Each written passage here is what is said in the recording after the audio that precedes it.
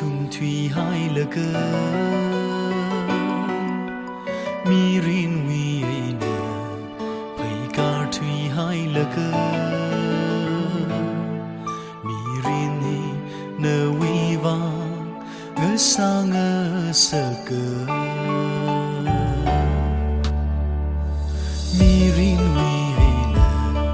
nơ thùng thủy hai lờ cơ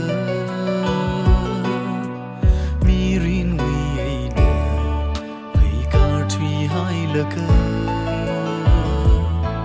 mi rin hi nơ vi va ngỡ sa ngỡ sơ cơ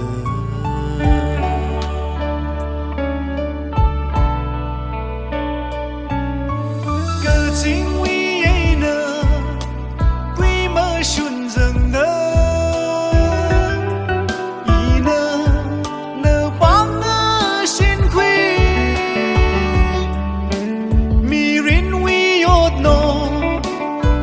sơ hai lờ cơ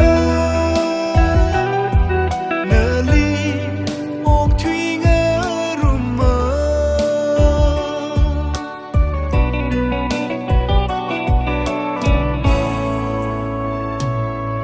ô cơ sinh liêng cá đơ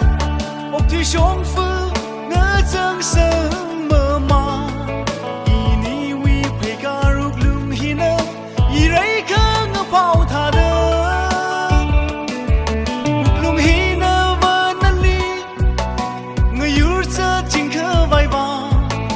mà lung ring nương than dơ buộc lung hi na vơ na li khắc suy rum chính khờ vào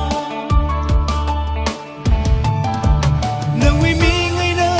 i mi rin gặp bi gờ ha khắc suy khờ lơ na li mà nô thà rơ